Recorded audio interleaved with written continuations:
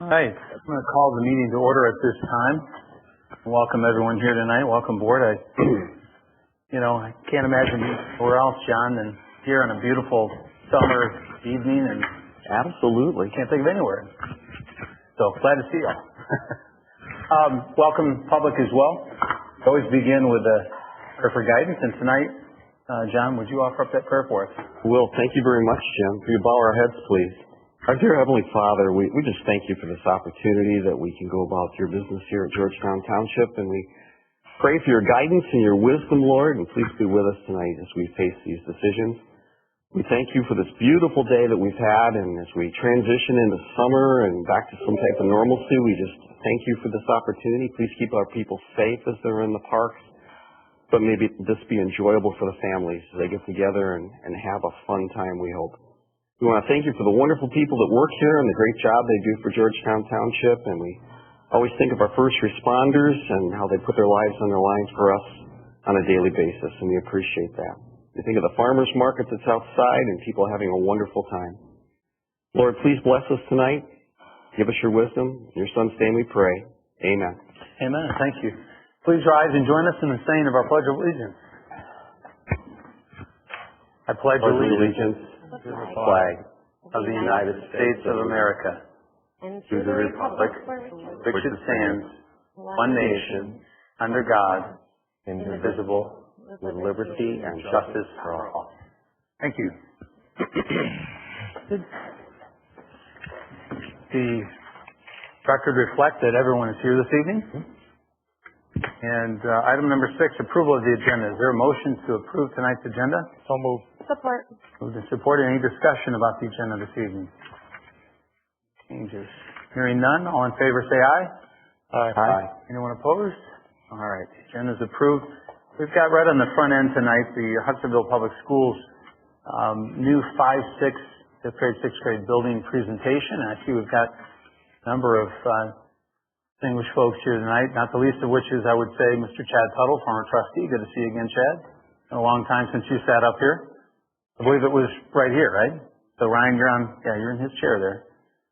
I believe we have both Superintendent Vanderjack, right? Assistant Superintendent Briggs. And then we have several of the architect engineers here, Matt, Travis, and Tom. Is that right? So with no further delay, turn it over to you for your presentation. Thank you. Thank you very much. So my name is Doug Vanderjack, Superintendent of Hudsonville Public Schools. Exciting news for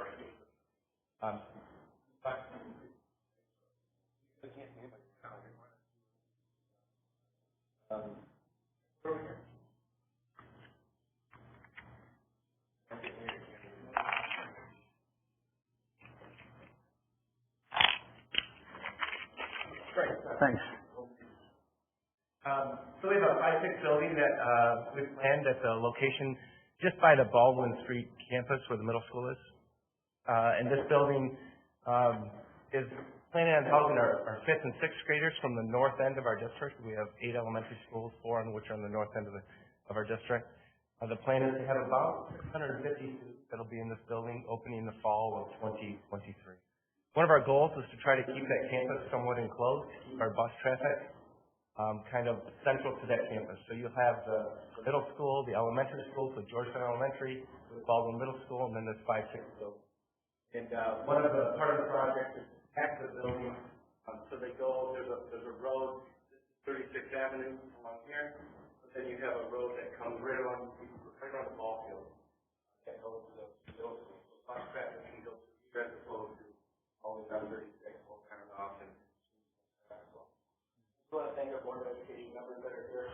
Obviously, Chad, who you recognized here earlier, Mark Dana, Steve, Ken Hall, everybody. Now we have members, Pat Briggs, Assistant Superintendent. This is an exciting project for us. It's exciting because we know that we're bringing about 350 to 400 workers that will be working on this building over the course of the longevity. Any given day, there's 90 to 100 employees that will be working on this campus, which will really help, we feel, like not only this campus, but the exciting times over the next 2 years when we build the structure. We do also anticipate it'll help the overflow at all of our buildings that are on the north end of the district, which is exciting. Right now, we're about 110 to 115 capacity at all of our elementary buildings, and our middle school itself has over 1,000 students. That's a large middle school. So trying to change that up a little bit, that we have more room at the middle school, more room at our elementary buildings, that we can have the kids in the 5, 6 buildings. Long-term plans, we'd like to do something similar on the south end of our district, but that's in the future as that continues to grow and try to keep up with the growth, not only of Georgetown, but of all of Hudsonville. So, without further ado, I would like to turn over to Travis to talk more about the impact it will have on the site. Thank you for your time. Thank you. Welcome. Thank you, board members, for having us tonight. As Dr. Vanderjack said, my name is Travis Rujink. I'm with GMB Architecture Engineering, civil engineer with the firm. We put together just a real brief, We put together just a real brief presentation just to show and provide information about the project from a high level. So just real quickly here, I'll run through it and certainly answer questions that come up afterwards. One of the questions I think that we wanted to answer right off the bat is just get a really good understanding of where this site is located in relation to the existing school facilities.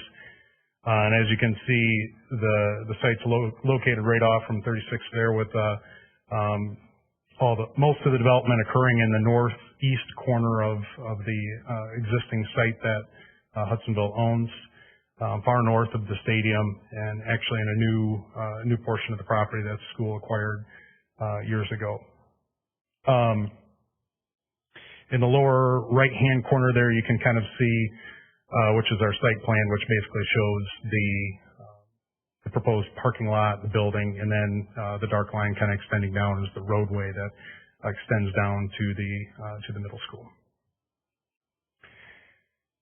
So we wanted to make sure that there was a really good, well-written letter that was from the neighbors just addressing some of the concerns that I think came up for them as to what they've been experiencing, and we want to make sure that we can give some response to that. Just saying, hey, this is what we heard you say, and so just quickly, dredge and fill within the wetland area. And again, I guess maybe backing up, the reason why this letter came forward was the request from the school to waive a 45-day review period, which the township was taking up and looking at.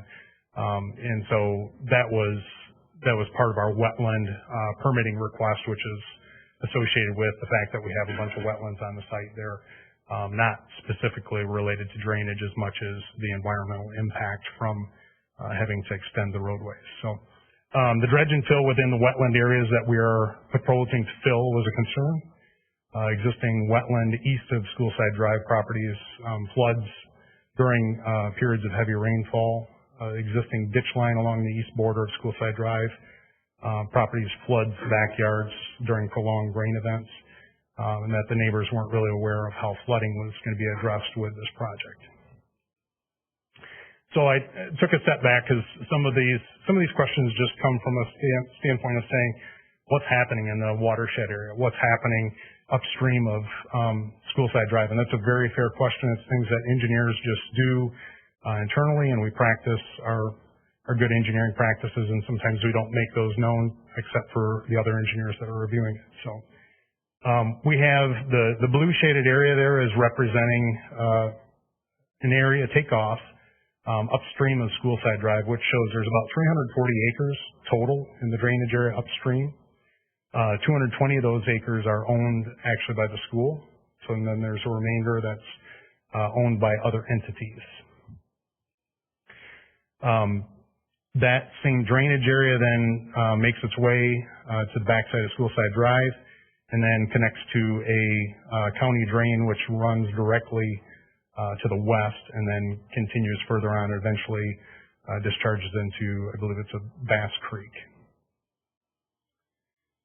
So this map is showing within that same drainage area that we had delineated, there's multiple existing drainage infrastructure, multiple areas where stormwater is being captured, stored, and then released, both on the school site as well as you can see the subdivision there. That's to the east of 36, as well as the church, even the development that's on the corner, northwest corner of Baldwin and 36th. There is not much that was in place existing in the new location where the new school is going to be located. That was primarily just farmland which discharged overland into the wooded areas and then made its way to the west and south along Schoolside Drive and eventually discharging into the county drain. So for our 5-6 project, this is zooming in kind of in that northeast corner that I talked about. You can see kind of the shape of the building there as well as the parking lot areas. And then we've shaded in the stormwater detention ponds. There's 3 of them that we're proposing, which are the primary means of treatment. Those together are just shy of 130,000 cubic feet of storage. Design point for this is the 100-year storm. 100-year rain event, and then our restricted release is bringing this down to 0.13 CFS per acre, which is generally following a 2-year storm. And so we're actually taking where the farm fields would discharge whatever the rain was, depending on what time of year it is. That all flows off, is not really restricted. It's dependent on what the field is sown with. If it's maybe alfalfa or something, it slows the rainwater down. If it's row crops, like corn and that sort of thing, certainly can carry a lot more sediment, a lot more water with it, depending on when that rain event hits. So in this case, we're gathering all that runoff, we're storing it, allowing sediment to come out of it, doing treatment, and then letting it discharge at that point at a restricted rate. We also have, in addition to that, along the roadways, we've included some stormwater drainage swales, just essentially kind of roadside ditches that will also provide additional treatment with some natural vegetation in there that will slow water down. The time saving tool for teacher. So as I mentioned previously, there's a reason for why the notice went out is primarily just because the school is in the process, because we're disturbing wetland areas.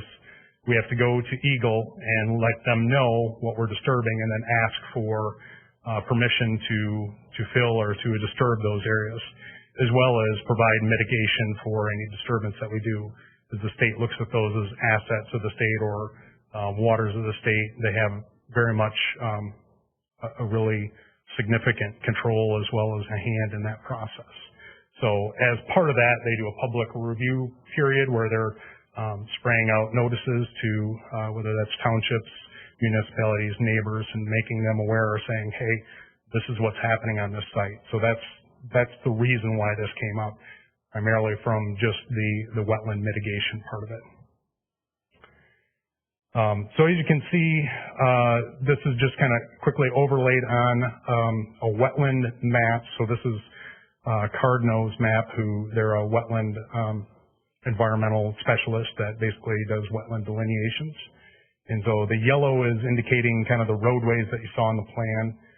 And then you can see on the left-hand side of the picture there, there's multiple wetlands that are identified and labeled. And then we didn't delineate as far as into the wooded area because we're not working in that area. We're proposing to do any work in that area. Kind of where wetland A is called out. To the south and to the west of there, we assume that's all wooded wetland. We don't have any expectation that we're going to ever be able to touch that or work in that area because that type of wetland is really not able to be worked in or really touched at all as far as Eagle is concerned.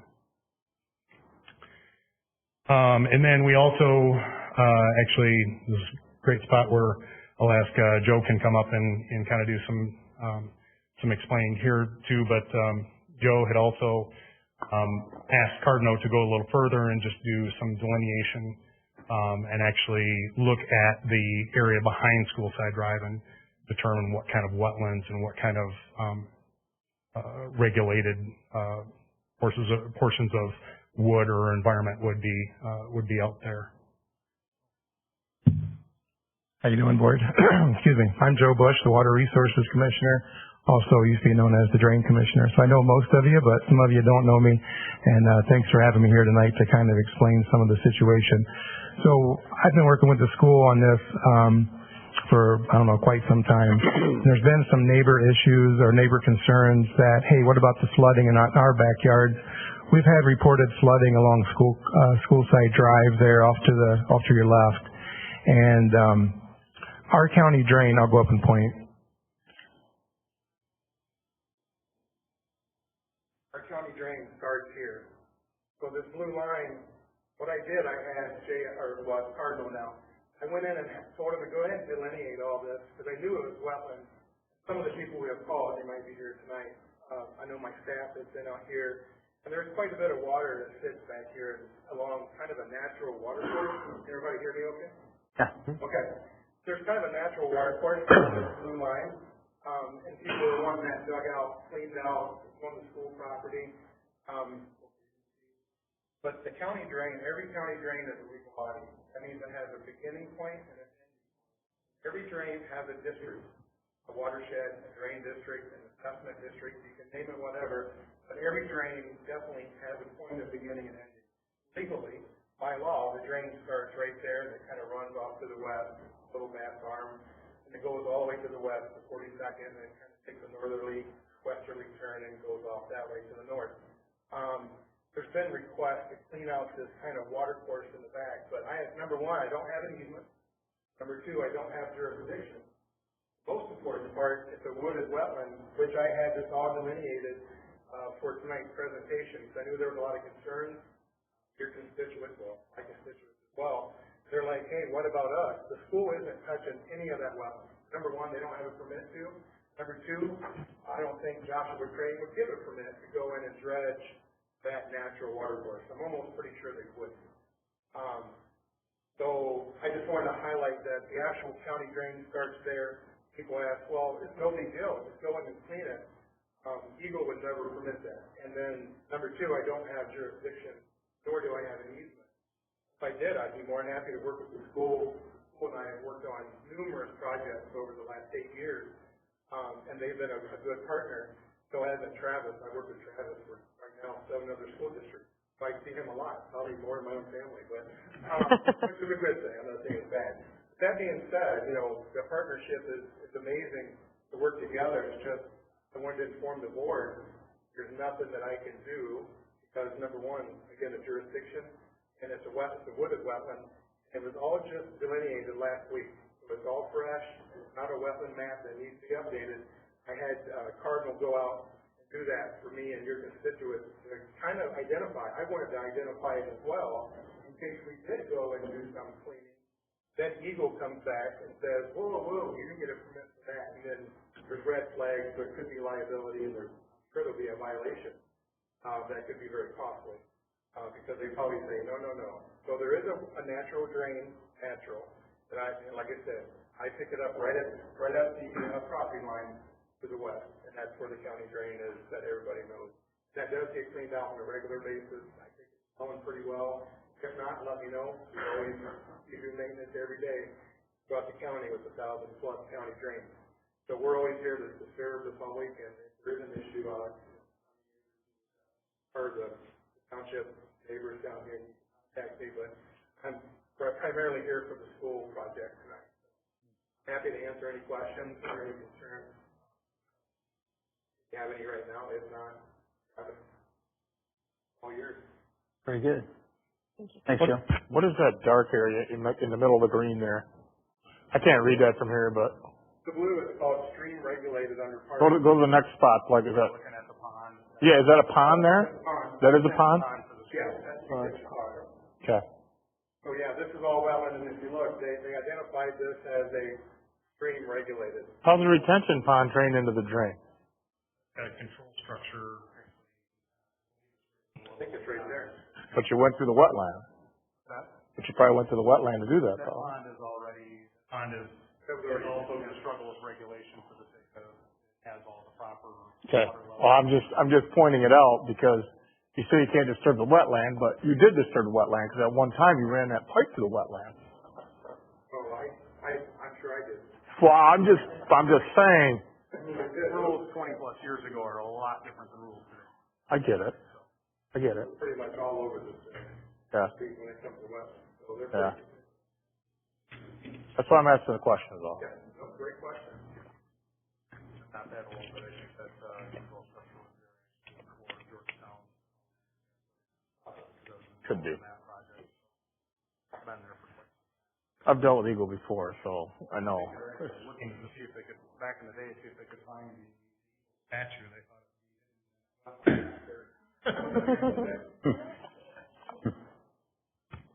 just very quickly, again, from the wetland standpoint, I just want to make sure that everybody's aware. Again, the school is asking for, was asking for the township and asking for Eagle to look at the wetland impacts. So, on the site plan here, I've got the red boxes are indicating the areas where we're impacting what today is regulated wetland.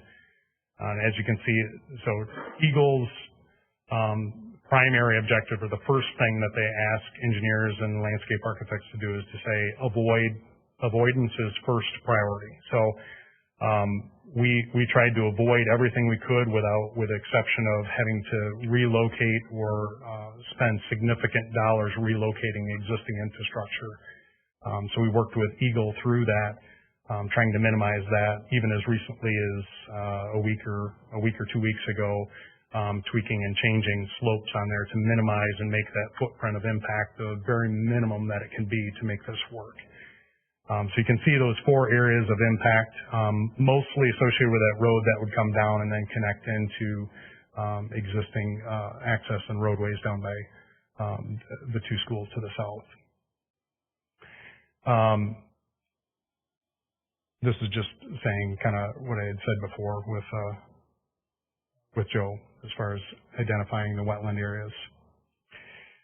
And then just kind of following back, apologize, looks like the screen's kind of going over top of, or the text is going over top of each other. So one of the concerns, again, from the neighbors was the dredge and fill in the wetland areas. So in some of the details and some of the things we worked through with Eagle, they also saw that and actually asked in some of those fill areas, said, hey, can you provide some cross culverts, which then would make sure that water doesn't get trapped on either side, that it can flow in any fill areas, it can flow between both sides equally well. So we're not trapping water and we're not holding anything back or not creating a new water course there.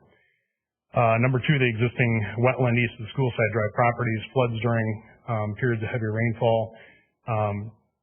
We believe that school improvements are going to result in improved water quality and increased flood storage because of the ponds that we're adding. We're going to actually store a lot more water. We're going to be required to restrict that release downstream. So the water is going to be much more controlled and is going to be cleaner by the time it reaches that existing drainage course.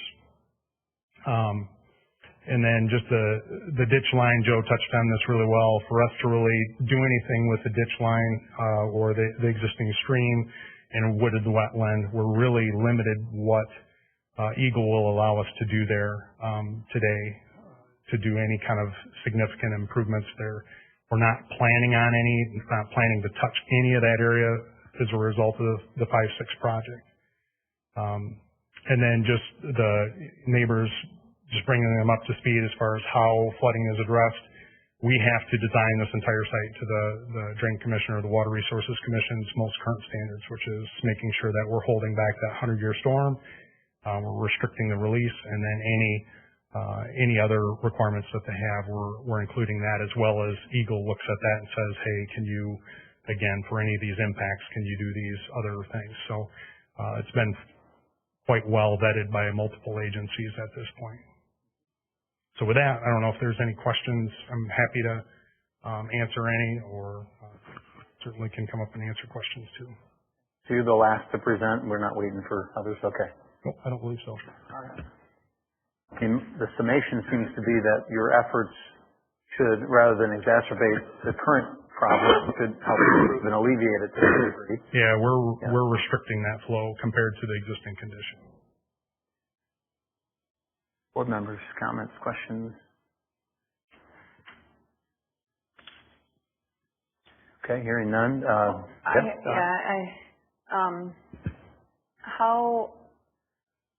I don't know any of the technical terms. I'm not sure exactly how to best ask this, but when you're putting, can you put back up or did you take sorry. Sorry, Rod. I just want you to get your steps for the day. Can you put up the one that you had, where it was 4 or 5 red boxes that showed, is that where the cross culverts are going to be located? Yes, yeah.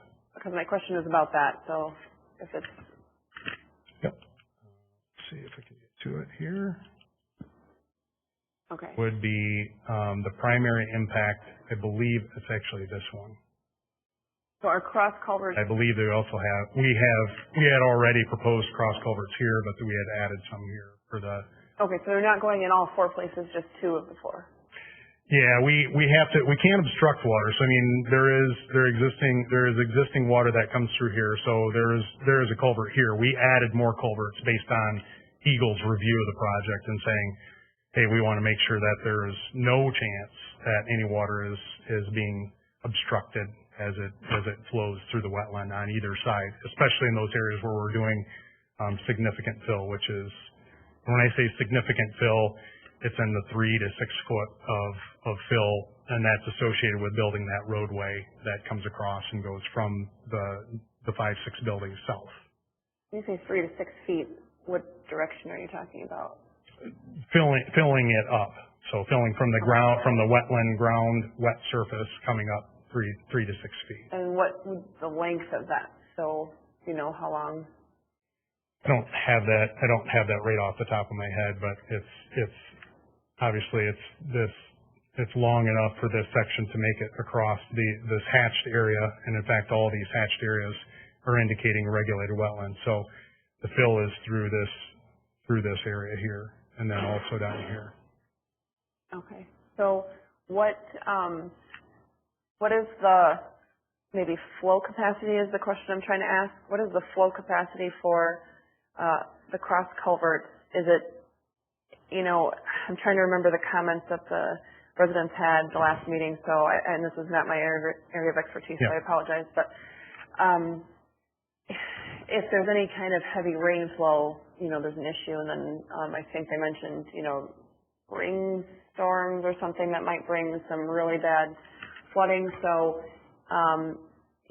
in general, when we look at the overall picture, you know, we know that there's more flooding, say, in spring with melt and all that. Mm-hmm. We get that. But, and so typical flood, you know, when we talk about like a 100-year or 500-year floodplain or whatever, we're talking about big events. This area, at least the Schoolside Drive neighborhood, seems to be a little bit more prone than a typical, you know, 100-year flood. So, what kind of capacity do these cross culverts have to make sure that things are running? Is it designed so that with your 100-year plan that the cross culverts would ensure that kind of capacity is able to keep flowing through there, whatever direction it needs to be, even if it's a 100-year kind of flood? Is that? Yeah, we can't restrict. So I mean, that's part of the reason of. So we have an initial design, which we design culverts that make sure from a drainage standpoint we're meeting all the required codes as it relates there. And then the added cross culverts were Eagle looking at this and saying, hey, why don't you add some extra for good measure just to make sure that wetland area, they're not looking at it as, again, the water reaches the wetland area, it's low, it's flat. So it's not like water that's rushing like a rapid through that area. Maybe at where the culvert is, but otherwise it's filling that area up and the water is spreading out. And so those cross culverts are just meant as just extra additional. They don't want to, again, from the wetland, they don't want to change how those wetlands operate. So if we fill that in and inadvertently trap some water on one side or the other, it might change how valuable those wetlands are, or start trapping water, keeping water from getting there. So they're adding those culverts and saying, hey, in those spring rains, that water comes up, it can use all the culverts, and that water can spread and make sure that we don't have any pocketed wetlands or things that potentially dry up because when we put the road through, it blocks it off. So to further answer your question, yes, we have the capacity that's there in the culverts that were designed to make sure the upstream water is passing through safely. But even on those, I guess I just want to make sure I'm clear with my question. I understand that when we're talking about a typical flooding situation, there's not necessarily going to be that high of a need for that high of a capacity, but when we're talking about an area that, from just my understanding of the descriptions and pictures and things that, the residents brought, it seems like it's on the verge of a, I don't know how close, but much closer to a 100-year flood situation as it looks like my house would be a couple miles away. So it is, you're saying it is designed to be able to, the cross culverts and other culverts that you have built into this plan are designed to be able to allow for the flow of even a 100-year flood capacity, or?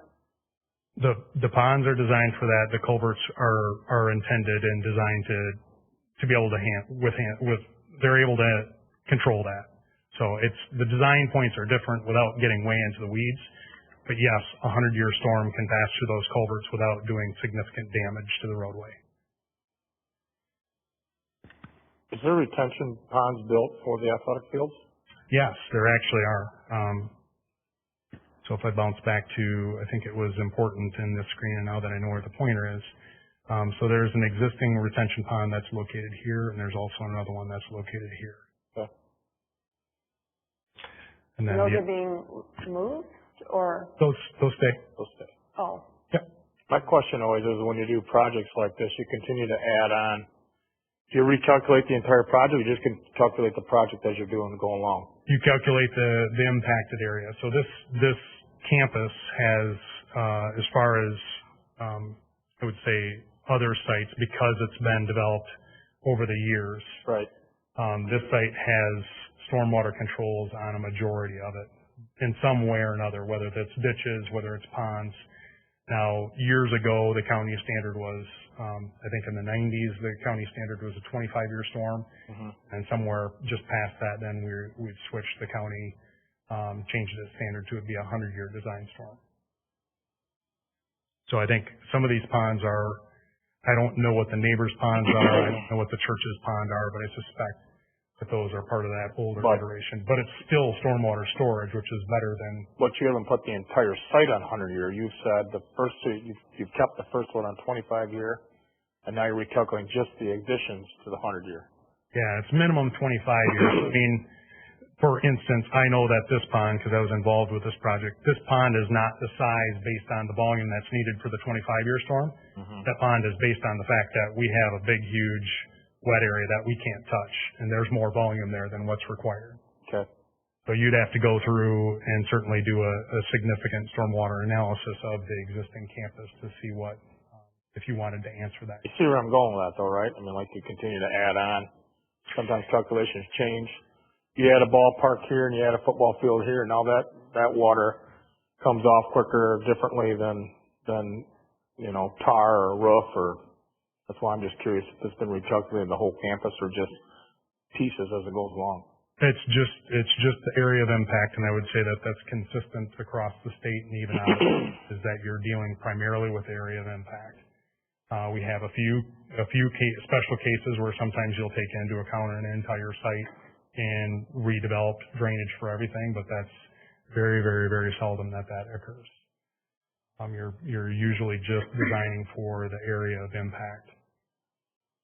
So in this case, that would be the proposed development for the 5-6 building, and then also that includes the roadway that's coming to the south.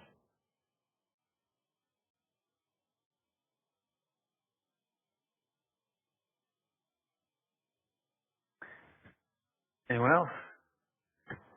Jim, the questions are very detailed, professional, and I think gives us better insight into what's happening. My question is, did you plan on letting the public speak at all? Or Yeah, that would be next as soon as as soon as they rest, so to speak. Very well done. Yeah, thank you. Travis, thank you. All who presented, appreciate it. At this time, as John just alluded to, we're going to have a public comment period on any drainage concerns, particularly along School Side Drive there. And I'm going to ask that for purposes of protocol, as much as it might be... I'd like to have a picture. If I could, please. You'd like to leave that up is what you'd like. Absolutely. Sure. I'm going to ask for those who speak tonight to address the board, and you can turn as well if you wish to address others that are here, but it's natural in these situations to want to begin to ask questions or maybe elicit information. I'm going to ask you to hold to stating your concerns, your perspective, things of that nature, maybe things you've heard, things you might want to say in reaction to that, and then I'll give Travis or whomever an opportunity then to come back up and speak once more, and hopefully either try to address things that might have been said or things they didn't cover previously. If beyond that there becomes a give and take that people want to have, I don't think there'd be anything that would preclude you from doing so after the meeting. Presumably those who are here want to make sure that they're hearing and being heard, and so if that requires further dialogue out in the hall or in the parking lot or whatever, you'd be welcome to do that as we go on with our business. So, okay? Thank you. My name is Dan Skolton. I live at 7792 Schoolside Drive, and it looks like I'm going to be the representative here tonight. So, I did want to I have pictures here of the flooding. I did hand out copies of May 6, 1999, Drains Commission, who was at the time Mr. Steve Vandenheuvel, sending a letter to Jason Vandercoody from Nederveld, who also sent a letter to the superintendent of Hudsonville, at the time, Don Van Duzelar, about our water problems. If I can turn this back off. Yeah. No, what you got. We're not fighting the project. You guys know all those water systems. We built this on this school around. Held it. We started doing the ball field. Picture. Pull it straight into something cracks up. You can open here. I have. Look. Last week when I got a picture, all there again. So fast, and what I'm worried about, like you're saying, over, might be letting it go through, but it also won't so fast down, it doesn't have to full area, back up in here.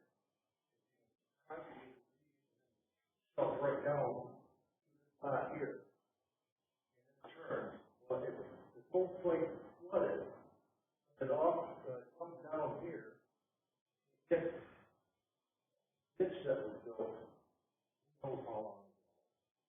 And it goes, turns right here, turn gate down.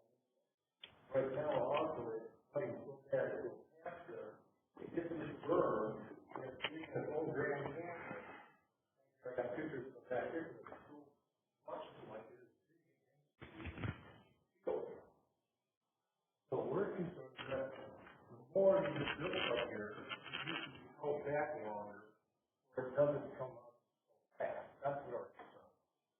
Because I live right here, and my mother-in-law lives right here. It flooded when we built the move in 1978. All flooded out, and they had to start over. All their furnaces. Built for subdivision, most of them had a fixed problem. So we come to find out that there was never a fixed dug, but it was signed off by the county. Thus, that's why I sent you those pictures that Naval had to come through. She did. Natural stream, that's not a natural stream. We dug it, 100-year flood. Floods every year. So that's where our concern is. Okay. More speed.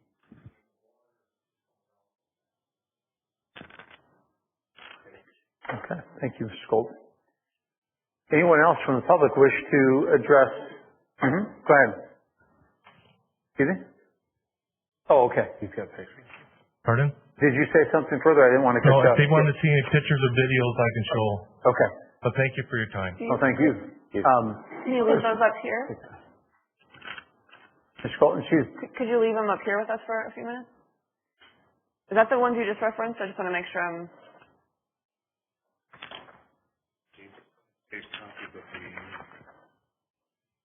While he's sorting through that, would anyone else from the public tonight that wishes to speak during the public comment period concerning this matter? There will be other public comment periods about other matters tonight, but for this one in particular, is indeed Mr. Skolton your spokesperson, or others are welcome to speak as well? Okay.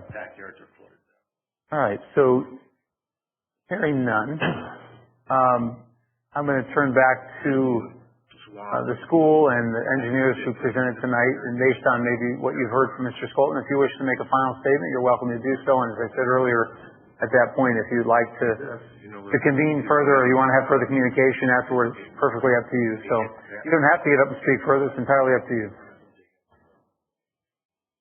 All right? All right. Thank you. Just want to make sure everyone has been heard. Appreciate that.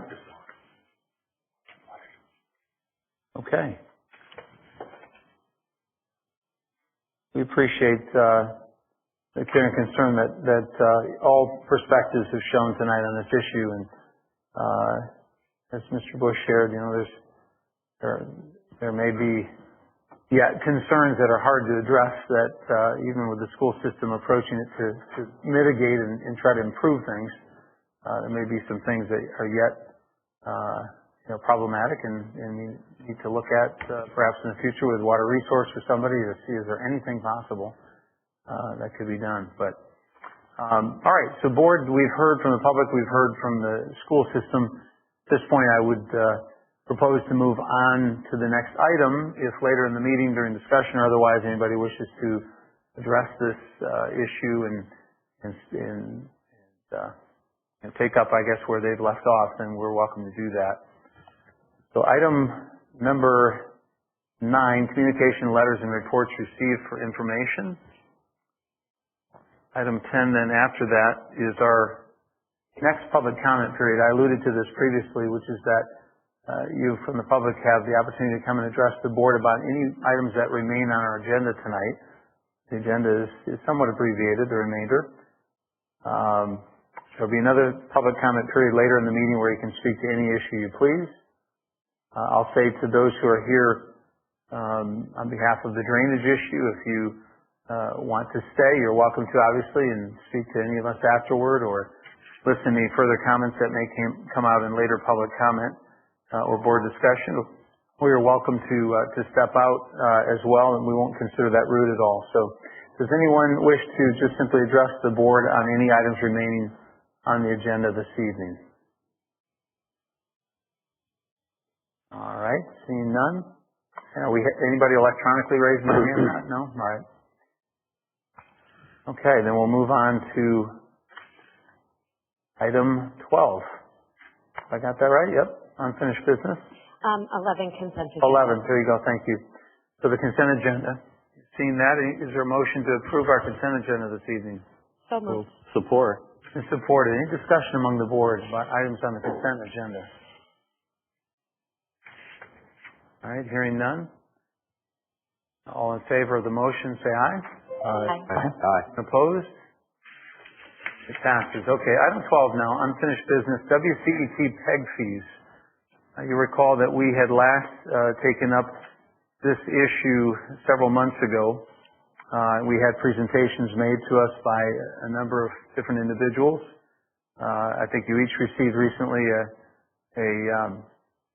a review and analysis that was done, and hopefully you've availed yourself of the opportunity to look through that.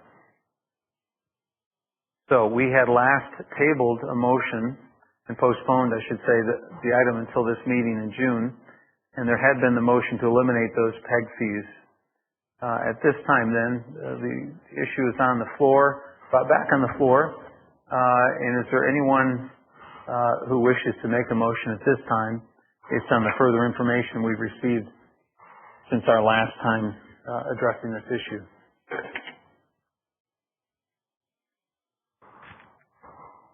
I look to my left because I know that Michael and John, you're each part of that committee, and I know that you've maybe been to some degree part of the process since we last met. I understand they met on 3 or 4 occasions, and there was an analysis done and a report that was put together. Did you have a chance to be part of some or all of that? And so if you got an update and the perspective you might lend the board from your involvement. Well, Jim, they called in a number of representatives from Hudsonville, Jenison schools, Granville schools, and particularly from Grand Valley State College. And they're looking at a long-term plan that they could implement that could help with the transition, because Alan's been such a pillar there. And as Alan retires, what can they do to still keep the high quality that they've had throughout the years? They put incredible man hours into it, seem to have a strong plan. The commitment from the other municipalities seems very strong. They'd like to see it continue. What we were looking at was the possibility of eliminating some of the PEG funds that really don't run through us. But if they were not utilizing them in a useful way, should that be done to save the taxpayers money? From what I observed, they're incredibly professional. They've got a history of doing that. It was amazing that they were all brought together trying to keep it going. To cut the PEG funds at this time, I think would be sending a wrong message. And with that many people trying to help them through this time, even though we know that the world is changing and cable use is changing, there has to be some type of transition if it will exist in some type of form in the future. But for right now, my personal feeling is that this would be a drastic move, and with the support that's been given from the other communities, they would be bewildered. And I think we saw that when Ken Crombie came and gave his presentation from Granville. Ken has been around, maybe not quite as long as Dan, but he has that long history in the community. And he's been the driving force behind this, along with a number of others. My recommendation would be to step back and certainly give them time to see if they can implement this agenda. That if we did it at this time, I feel we'd be cutting the legs out from under them. They would be bewildered. They were that we took this stand earlier. I would hope we would wait. Would there ever be a time, John, when someone like yourself, who's been supportive and part of the committee there, would ever support such a move? I mean, is there a point at which you'd say, okay, I agree, this is maybe not the best use of these fees? I would say yes, but I would say right now, there was a concern about the monies going towards equipment, and were they using that money wisely? When you listen to Alan explain how they're planning to the future and adapting this to technology, it makes sense. But the overall picture with technology, it's going to be tough for these programs to survive. Whether or not they come up with a form of self-support, I don't know. I think we're living through that transition right now. But I think we would be hastening their demise if we did this at this time. I'm concerned about, Alan has shown such leadership that when he goes, it's going to be tough. But these other municipalities have stepped up. They've put their most important, but individuals that are heavy hitters in the community for a long time. They seem very committed to this. And so the gentlemen that were from Grand Valley State College very professionally put together a plan. They were enthusiastic. It was contagious. I would give them a chance. I think our concern when this first came up was the money being wasted? I think it's obvious that it's not. part of the concern had been even, is the money being used? To some degree, there was an accumulation, but you're right, it was also a companion concern was what is it being used for when it is used. All right, appreciate that perspective. I looked at the list of those who were part of the committee. I saw Virgil Leatherman's name on there. And Virgil gave me my first job in high school a long, long time ago, and I haven't seen him in forever. He's still enthusiastic. He's still involved in things, isn't he? Yeah. Michael, if I may, I'd like to call on you too as part of that committee and maybe as part of the process that's taken place the last several months. What is your perspective? There's definitely that push to find the relevancy or the self-sustainability of the station. And I don't recall it ever being a point of the money's being wasted. I think it was just there was an excess of money that kept accumulating. And Gary made a great point, this was quite a few meetings ago, about right in the contract it says that personnel is to be provided by the schools as well as their station. So that's the school's responsibility. So that's the issue has always been that personnel funding. PEG fees can't be used for the personnel, besides the fact the schools are supposed to be providing the employees or hiring the staff. I think the strategic planning went good. There were a lot of concerns that we've had for the past 5 years. And it's that, could it be moved to a model where it is a for-profit, but because of the PEG fees, it cannot be? So it's a tough situation where a road has to be taken, whether it stays with PEG fees and the public entity or it goes private, and what the future holds. I just don't see that the PEG fees making that big of a difference. It'd be nice to have, as far as equipment goes, it's such an ever-changing technology the way things were. Back in 20 years ago, it was a great resource for people to have their own radio or television show or talk show, where now it's YouTube.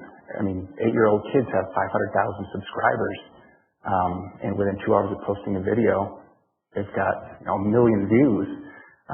That's probably the technology, and they're doing these with iPhones and GoPros, and there's so many variables that go into it. It's hard to say spending $300,000 on equipment, would that make a difference? I don't think so. So it's not an easy answer. I just think that the way things are moving, I just don't see how that PEG is going to really, it would help. I mean, it's going to give money to spend on more equipment down the road, but I believe the balance right now is $232,000 of restricted PEG fees, so pretty big chunk of change. So you would be in favor of terminating the PEG fee? And that was a tough one too. I talked to a number of people because I used to be a cable subscriber, but I cut the cord. So really it doesn't affect me whatsoever. But I just randomly sampled probably 30, 35 people and just said, WCET, your cable bill. Do you have cable? Yep. Do you watch WCET? What's WCET? And I had some people, and what I explained is a public access station where you could come and do your own show, and it records government meetings, school functions, sporting events. They're like, oh, that's cool. And then I say, now, they're getting PEG fees, and the township is discussing, do we eliminate those PEG fees, the pass-through, and it would save you $1.50 or $2. Some people said, oh, yeah, it's $2. Other people like, I don't care. So it was, I'd say, probably 60% were, yeah, I'll take my $2. And then the other were a mix of, yeah, I guess it's only a couple dollars. So they weren't. So it wasn't still in cycle, right? Yep. Yeah. Yep. So it wasn't, an overwhelming, definitely I want my $2. And I think that's part of it too. And the strategic planning talked about how do we reach out to people and let them know it's here. And if people don't know about it, people I talked to didn't know about it. So, I guess if you inform people what it is, will they start accessing that, going to it like I'm going to tune into their that TV channel, whether it be, I say 24 on Comcast and 98 or 99 on AT&T. Would they tune into it? I have no idea. But just based on the response, a lot of people just don't know what it is and don't watch. So John is clearly supportive of seeing it continue. You sound like you're of the opposite point of view. You believe that we could cut those PEG fees and at this point. Yeah, I'd be leaning towards, I don't want it to be something that would affect them in their function.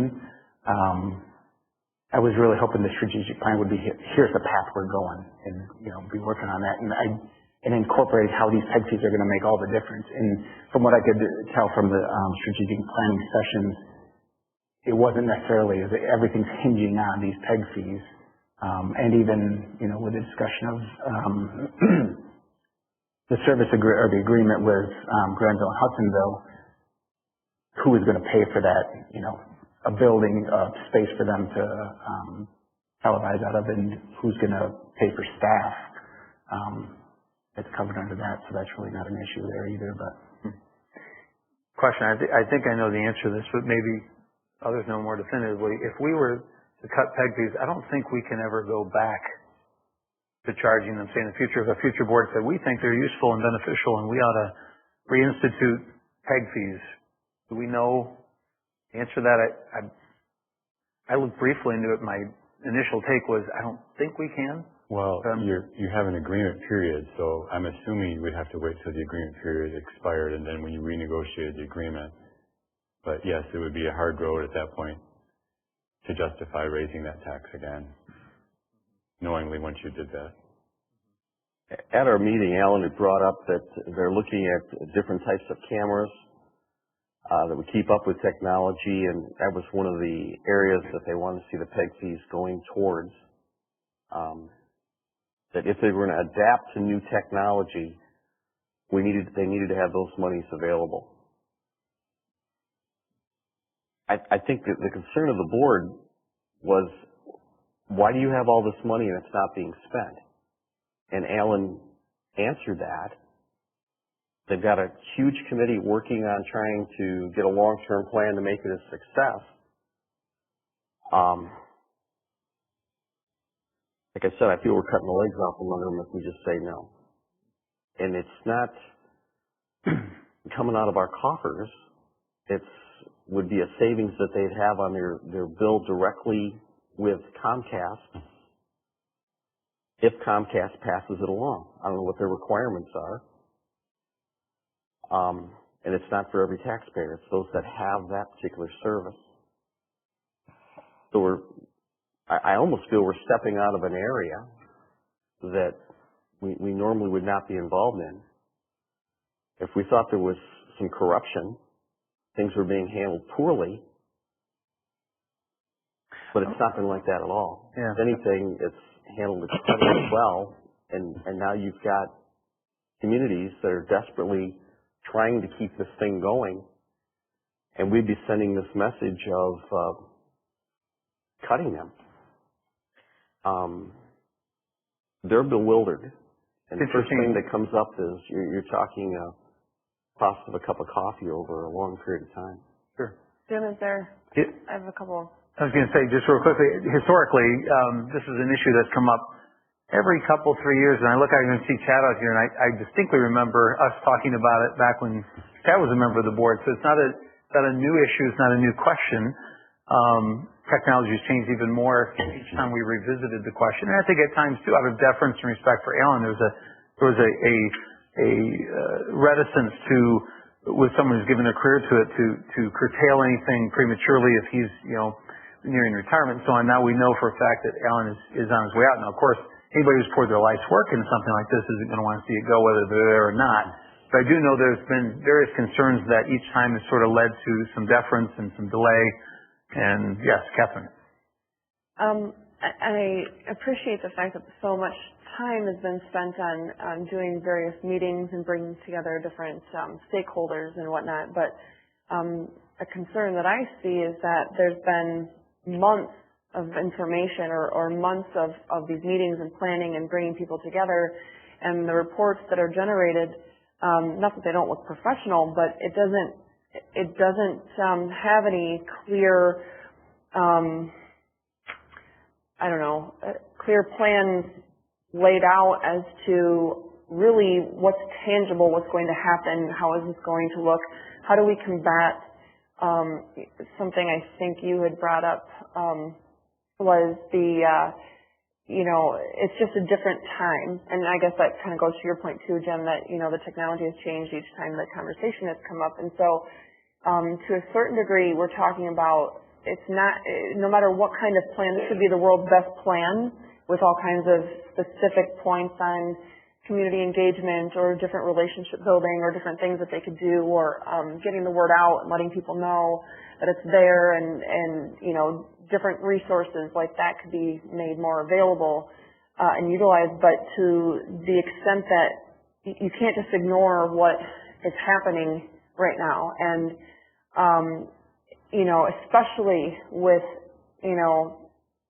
March of 2020 forward, where we had COVID and everything, was shut down physically, and so people turned to even more so YouTube or, Facebook Lives or whatever the case may be. I was going to say 3 teenagers, but one's not a teenager anymore. I have a 20-year-old, but my 3 older kids, or even that one, might know more about some of this than I do. But and we don't have cable, and we don't have we don't have either of those providers, so it's not like it's a personal thing for me either. But it's something we can't ignore, that it's just a different world than in the 80s and the 90s, even, into 2000 and beyond, that we are seeing the way information gets to our local communities is just vastly different. A lot of communities don't have their local newspapers anymore, or they, just all kinds of things are changing. So I think, we can't ignore that, and it's hard to say, well, we have this, with all these statistics and these graphs and charts and things, there's not really specific points where things are going from point A to point B, and unless I've been reading wrong, it seems like this, the whole time frame that these things are supposed to be happening it's been happening much slower than the time frame that we were told. Like the reports and things we were initially given talked about having meetings like in March and April, or that was the initial financial report, I think, going forward. And then the meetings and reports were supposed to be done by the beginning of May, and so we were supposed to have reports, it says in early May.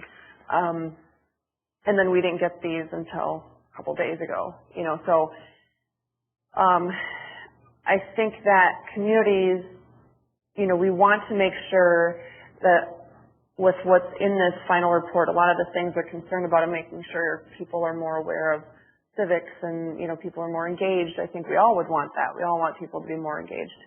But the other thing I heard too, it is kind of a chicken and the egg, but there has been money for quite some time for the equipment. That hasn't been the problem. But what I have heard, and I'm sure I'll be corrected if I got this wrong, but what I have heard being spoken about is that it's been a significant personnel issue for quite some time. It's not a new problem, that it was, more and more issue. And although I didn't know the logistics, I didn't grow up here, I'm not from here like some of you are, I did read the initial contract whenever we were given it 3 months ago or 4 months ago, something like that. And I saw the same thing, that I guess, I don't recall you talking about it, but Michael Bosch said that it was Gary, so I guess you and I saw the same thing, that it's supposed to be the schools that are providing personnel, and if it's been falling on him, that's not, but so it's not, personnel issues that's not a new problem, you know what I mean? So we're talking about years and years of problem, and then you take all those thoughts about the technology that we're seeing and the personnel issues and the way that the contract reads, and then I understand, John's perspective that this isn't something that is every single member of resident of the township. It's not a direct, say, tax that every single person has to pay. I get that, but it's still an obligation that we're tasked with looking at. And so whether it's, I don't know what the percentage or exact numbers of people are these days with these services, but if we're responsible for, thousands of people being charged this fee, $2 might not seem, on each bill very much to us, but maybe it is to somebody else. And so it's not, I don't think it's something that we could just say, oh, it's, it's been this way, or it's not, every single taxpayer, so it's not really something we should look at that way. It is the taxpayers' funds, one way or another, and we do have a responsibility to be responsible with how we're impacting that with our votes. So, I guess that's just my thoughts on it. Just if you look at all those pieces together, again, I don't have a personal stake in that. I don't have cable, and we hardly don't get over into air anymore either. But for what it's worth. I want to look to Ryan in part here too as a technology guy. So this is an honest question on my part. So I'm not a cable subscriber. This is not a tax that I pay, so to speak. I know many in the residents do pay it. It seems like a dying model. It seems like the funding model is the dying model as well, as people cut the cord, right? As there's fewer and fewer cable subscribers, and they find other ways to get their content and information, technology, and entertainment. So, is it the case, because one of the things I saw in this report is, if you guys read the report, it says they can't determine how many people are watching, right? There is no good way. And I called Ken Cromie, and I talked to him again once this report came out. We had a nice conversation, very thoughtful about this. I think very balanced in his view. He's not, he doesn't just see the good and not the bad. He's very, very even-handed, I felt. But Ken agrees. So, yeah, we don't have, there is really no good way to know how many people are viewing. Now, I think in some respects we get a sense of it by the fact that we hear very little. So, for example, tonight, there's no one here saying, how are you even considering this? I mean, there's no one from the public here. There were very few complaints after the last time it came up.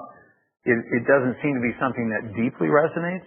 But there again, that's sort of an anecdotal way of saying, is this a big deal or isn't it? We don't have measurements. We don't have tools to know. Because I don't have cable, I've never seen it. I've been on the board for 13, 14 years where I've never seen WCET. I've seen it though when someone has played something and posted it to the web. And that's what I want to ask you about, Ryan, and that is, I see that as I look, in preparation for the meeting, I'm looking at they're doing more posting to YouTube. And on those, especially during COVID here, there's a higher viewership, right? Because more people were more prone to tune in remotely. And so, for example, a graduation ceremony or what have you had a decent amount of viewers. This is where my technology question comes in, which is, if the model that it was set up to be run by, that is, television station, playing on television, different television programs, if that model itself seems to be a dying model, and the new models that are replacing it have to do more with things that people can post to YouTube and some of those sharing sites, if they didn't exist to do those things, because they're beginning to transition and put more content on YouTube, as opposed to onto, I guess they probably play it on WCET as well on the TV, but if that is where they start to get viewership and you can actually quantify how many views were there, in the absence, if they didn't exist, would someone be posting those same events just because, there's a vacuum there and something's going to fill it? Is that easy to do? Is that, hard to do? Is that something that if they didn't do it, it wouldn't be something that would be likely to be done? What's your perspective on that? So I'll preface right away, I have had AT&T and Xfinity the entire time I've lived in this township. So I am actually one of the PEG payers for quite some time. I like it because of the speed of the internet and just having more things for my kids to watch. So to answer your question, I think this day and age, all you need is a phone. I mean, Facebook Live, YouTube, all those different aspects are the new way of how the generation is getting technology, getting news. I did actually turn to WCET, I think it was when we first brought it up, and had my kids watch it with me. It was a basketball game. They were concerned more so that they thought they were wearing glasses because they're used to the digital era. And unfortunately, it is behind its time as far as when it comes to technology. I remember bringing up at that previous one that I was concerned about the delay. Digital has been around for ages now. I mean, it's been around for quite some time. The fact that we still haven't upgraded it and we have $232,000 sitting in that is a concern for me. And I think when I brought it up, it was going to be about $40,000, $50,000 to convert to digital. My concern is, if that's the direction, why have we not already done it years ago? I did my own little test as well, I asked 58 friends and family, just randomly, just individuals that I had at my house, ranging from 16 years old all the way up to 63. 5 of them out of 58 actually ever even heard of WCET. So that's a concern of mine. When I looked at kind of how we wanted to mimic the ceremony for Memorial Day, I watched their YouTube.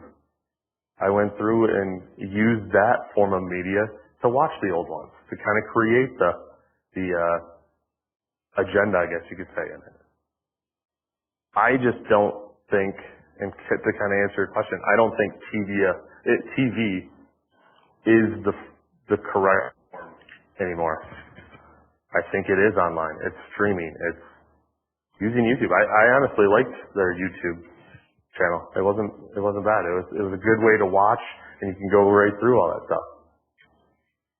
So if I'm a grandma and I want to see my grandson, say, walk across the podium, get their diploma at the Jenison High School graduation in 2022, if WCET weren't covering and posting that, is that the sort of thing where you'd say, look, someone's going to post these events? Oh, yeah. Yeah. Yeah, I guarantee you, if you looked at that, I'll bet you it was live streamed. Can I play devil's advocate Go ahead. for a second? Yeah. Because when WCET is there, they are down on the field with the good vantage point, getting the good camera angle, putting it together and putting it on their YouTube. Mm-hmm. There is a ton of content available online, but that is somebody, all you need is a smartphone, right? There's somebody with a smartphone going Facebook Live.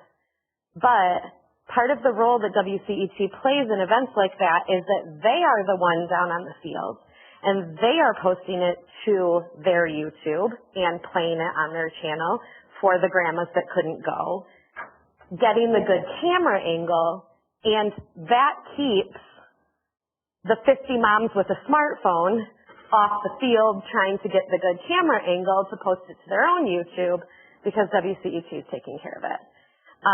My sister's husband is a videographer, and he does freelance. And what I know from conversations with him is that it costs a lot of money to hire someone like him to do the service. If WCET ceased to exist and wasn't showing the Jenison's Pink Out basketball game, wasn't showing graduations, wasn't showing concerts where attendance is kept to a minimum, where live audience is kept to a minimum because of COVID, all of those pieces, then somebody has to contract out services like Steve's to come in and do it and get the good camera angle so that you have one person putting it out for mass consumption versus the 50 people all trying to get the good camera angle and put it out for mass consumption. I think the last time that this came up, the comment was made many times that we're just trying to save our taxpayers' money, we're trying to save our residents' money, which I understand and respect. But we have to remember that we're trying to save a couple dollars from people who are voluntarily opting into a cable contract. And this isn't something like property taxes where it is, placed upon all people and something that as a municipality we are charging all of our residents. It's something that they are opting into. And that couple of dollars put together provides a service to the community, and that service needs to be able to ebb and flow over time. As Alan leaves WCET, they're going to have to, it's still the plan that where you are currently has to relocate, right? You can't stay in your current space, or yes? So it's up in the air where they're going to land. I think that it is responsible that they're sitting on a balance of $232,000, because if they have to relocate the station to another place, and if that then is the time to go digital, that's going to be a serious financial investment. It bothers me that we're having a conversation about, like John said, pulling the legs out from under them when they're in a time of transition. I think that I agree with you, Catherine, that when I read through their plan, it doesn't seem like there's a very specific plan. But I think that that is often the nature of a transition of power, a transition of kind of who is leading the station.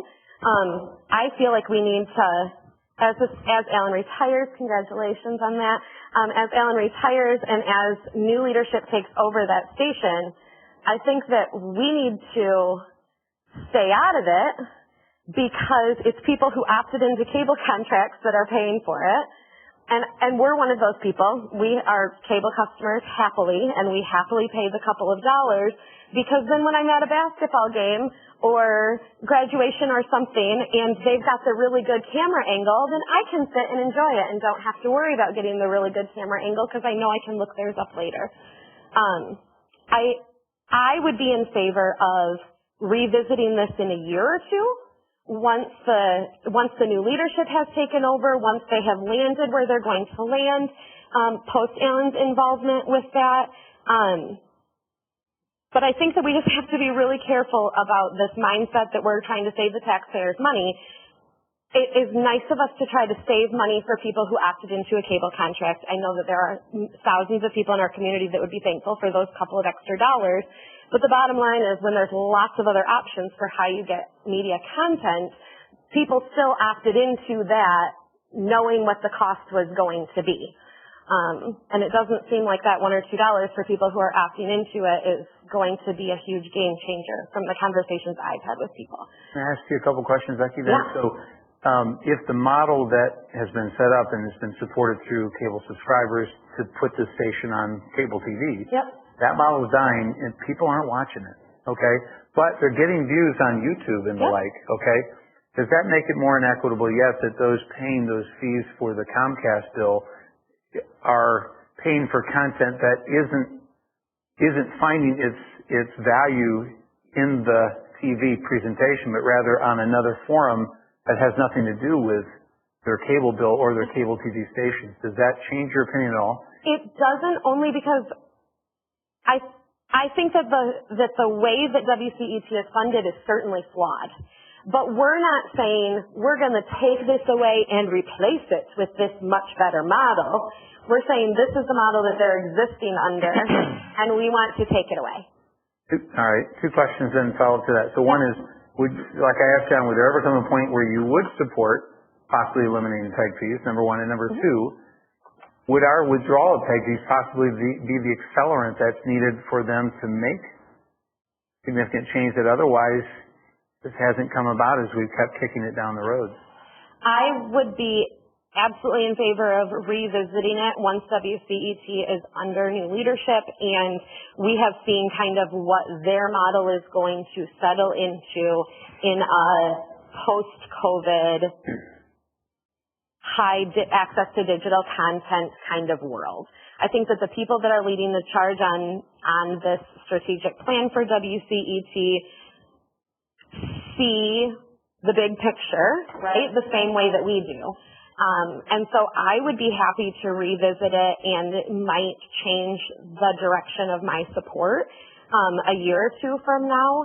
But I just think that withdrawing support in a time of transition, when it isn't something that we're imposing upon our residents, it's something that they're opting into, I just think that taking away that support in their time of transition doesn't seem fair.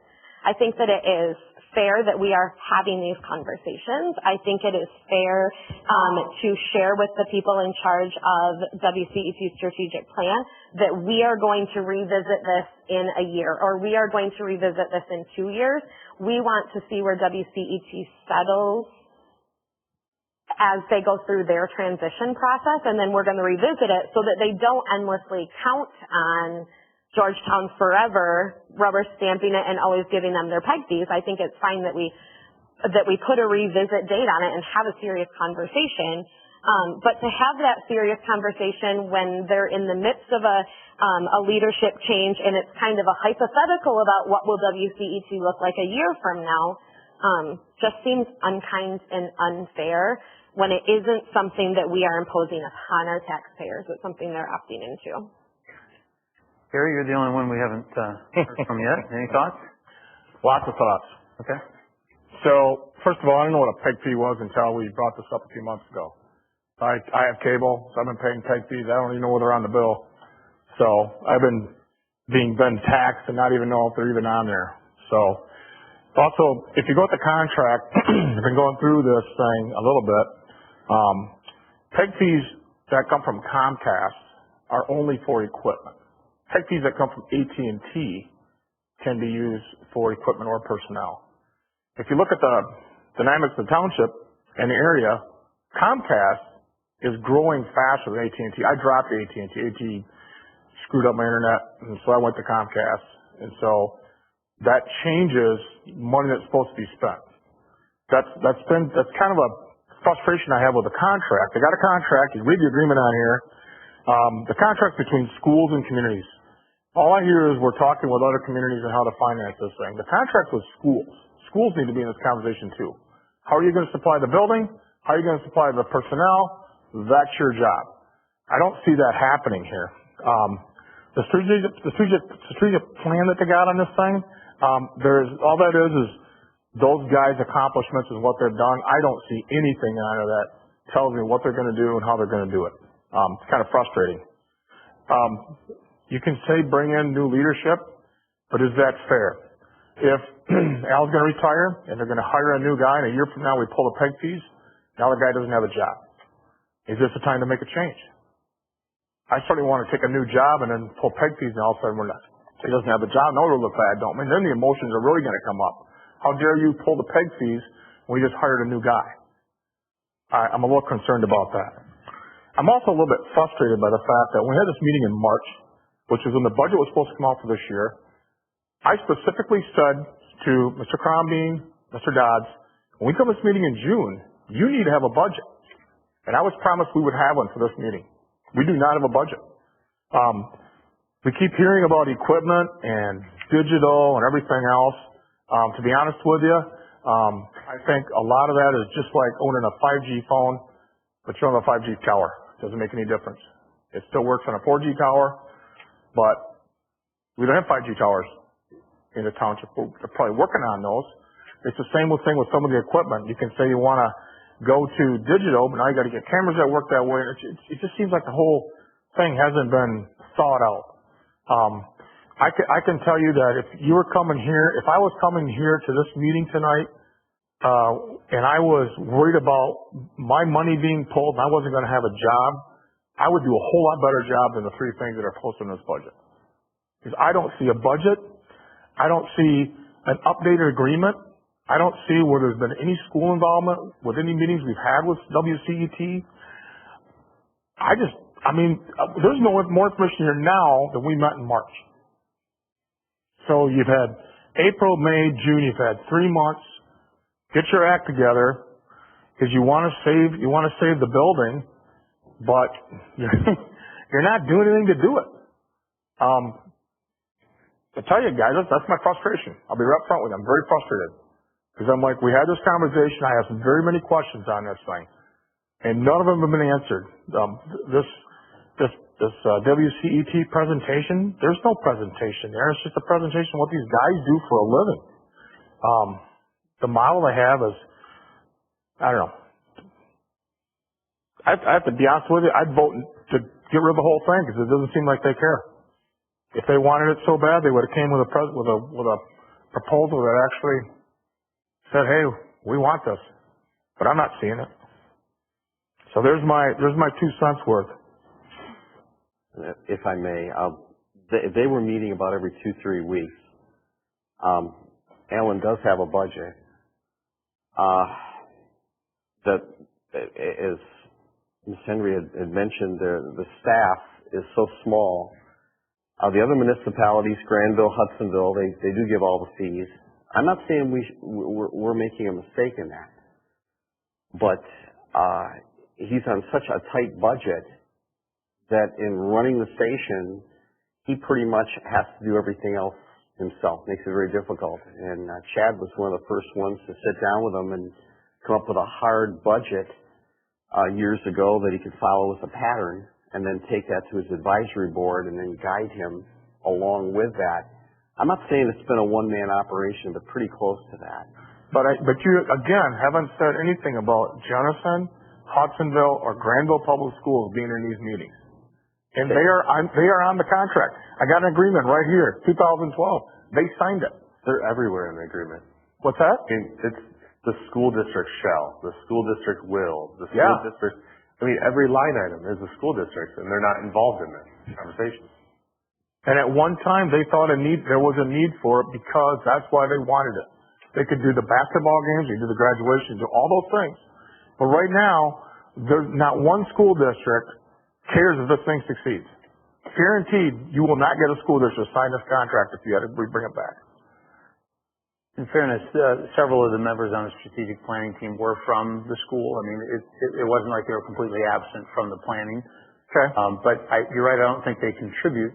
If I remember correctly, I don't think they contribute financially to the endeavor, And they're not supposed to contribute. It's the contract that we've been given, which is the same contract we were given months ago, says that it's the school district shall provide everything, training, annual budget, the supervision for all staff working on the WCET TV project, management and supervisory personnel, establish rates for compensation. They're going to be the ones hiring the school district, and it would be the school district not only hire the WCET staff members, but they become then employees of the school district. Right. And they're supposed to provide, everything about the staff and the training. And yes, every single March is when the budget is supposed to be completed to have. So I don't. To me, it's not a matter of. It's not just, are there people from the schools attending the meetings? No, it's supposed to be the schools funding the entire thing, supervising the entirety of everything to do with having an employee, and they've dumped it all on him to do. I guess I don't know what the logistics are that got us to that point, but it sounds like it's been, like you said, for quite some time, it's been left to him to do, which doesn't sound like it's his fault. But going forward, we're basing this off of, this is a legally binding document, which, as the other attorney in the room, you know darn well about, and it's bothering me, like you said, Gary, that the schools aren't, why is it that we would continue putting any of our taxpayers on the hook for something, even if it seems like a small amount, when the huge stakeholders are not doing their job? But we didn't put them on the hook. They opted into a cable contract. That's not true, though, because people don't know what they're not signing up for PEG fees, they're signing up for cable. Right. And you have, two people that didn't even know about the PEG portion, they're on the board that have cable. I used to have cable a long time ago. I don't know if PEG fees were involved. I wasn't going to speak either way on that for me, but I didn't know what they were either, even though I've had cable. So it's not, people are not signing up for PEG fees. They're not signing up for WCET. They're signing up for cable. So it's a totally different thing. I challenge you to put that agreement together and bring it to all the 3 public schools and see if they'll sign it. I'm pretty sure nobody will take the bet if I want to make it either, because I don't think it's going to happen. Well, they don't seem to be fighting for it. What's that? I'm sorry? The public schools don't seem to be fighting for this. If this benefits them, they don't seem to care whether this thing succeeds or not. I'm not seeing any representation other than, you guys are teachers in public school, but. So it's been a robust discussion, and it's not the only one that we've had. I guess I'd like to look to board members and say, is there anyone who would like to place a motion before the board? Be that to act on something tonight, or as Becky suggested, to wait for a future date, or what's the consensus or the I think you have a motion that was postponed. Excuse me? I think you have a motion already that's postponed, depending if you're ruling that out, but. You mean to bring it back on the table? Yeah, it was postponed to today, so it's already. Yeah, there's a 40. motion I and a think that would second. prevent us from making a new motion of the same Correct. kind, right? Substitute that out. I'd like to call for whether there is a motion. I'd like to see, I would like to see us wait a year and give them a chance. And if I see that things are not progressing, I could vote against it. But I think to have had all this manpower put in, and the assistant superintendents attended these meetings, so it wasn't like it was a low level. Alan operates out of Hudsonville Schools, and so he's got a pretty good chunk of their facility that they're taking care of. I'm pretty sure that they took care of his retirement. So there's been a commitment by the schools. I've not been involved where I got right in with a budget of what the schools are paying, but their involvement has been very extensive. They would like to see it tied more in with the curriculum of the schools. They're very impressed. That's why they try to keep this going. Now, should they have been paying more cash? I don't know. I don't. But his facility was in Hudsonville. Within a year, we're going to know if they found a location, who their leadership is going to be. They're going to have hard numbers for us. And it may be that they just can't survive no matter what we do. The comment was made about a broken model. I agree with that. I think the model is broken. That is, so they're trying to come up with a methodology that will keep things going as technology changes. But I think we're being premature by taking an action at this time and not giving them a chance. If there was not this heavy involvement with Hudsonville and Granville, I'd be more comfortable at saying, okay, this looks like this is going to make it. They put their best hitters out there trying to keep this thing going. And I believe, I can't say this for sure, but it was out by Holland where they pulled the plug. And there was a tremendous outcry when people said, you mean I don't get to see my kids at Christmas singing their songs and games and this stuff isn't available anymore? You know, we lost the advance. In many ways, it crippled our community.